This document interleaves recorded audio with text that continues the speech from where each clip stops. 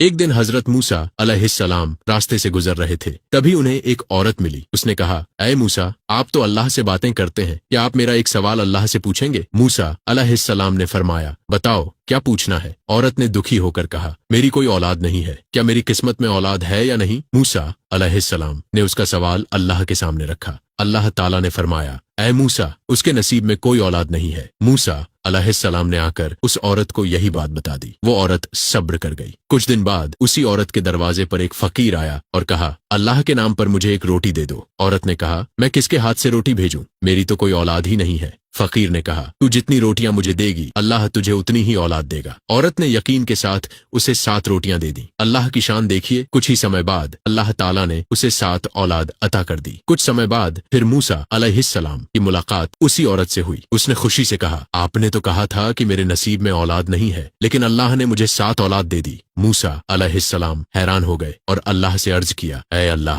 تو نے تو کہا تھا کہ اس کے نصیب میں اولاد نہیں، پھر اسے 7 اولاد کیسے دے دی؟ اللہ تعالیٰ نے فرمایا، اے موسیٰ، میرے لیے انسان کا گوشت لاؤ۔ موسیٰ علیہ السلام شہر میں گئے، لیکن کوئی بھی انسان اپنا گوشت دینے کو تیار نہیں ہوا۔ آخر کار وہ ایک تپتے ریگستان میں پہنچے، جہاں ایک فقیر گرم ریت پر لیٹا ہوا اللہ اللہ کر رہا تھا۔ موسیٰ علیہ السلام نے اپنی پریشانی بتائی۔ فقیر نے کہا، اگر اللہ کے لیے چاہیے تو میں دیتا ہوں، اور اس نے اپنے جسم کا گوشت کاٹ کر موسیٰ علیہ السلام کو دے دیا۔ موسیٰ علیہ السلام اسے لے کر اللہ کے پاس پہنچے۔ اللہ نے فرمایا، اے موسیٰ، یہ گوشت تمہیں کس نے دیا؟ موسیٰ علیہ السلام نے بتایا، ایک فقیر نے جو تپتی ریت پر لیٹا ہوا تیرا نام لے رہا تھا۔ تب اللہ تعالیٰ نے فرمایا، اے موسیٰ، گوشت تو تمہارے پاس بھی تھا، تم نے اپنا کیوں نہیں دیا؟ اور آگے فرمایا، اس عورت کو جو اولاد دی گئی وہ اسی فقیر کی سچی دعا کی وجہ سے دی گئی ہے۔ اب تم ہی بتاؤ، میں اپنے ایسے بندے کی دعا کو کیسے ٹھکرا دیتا؟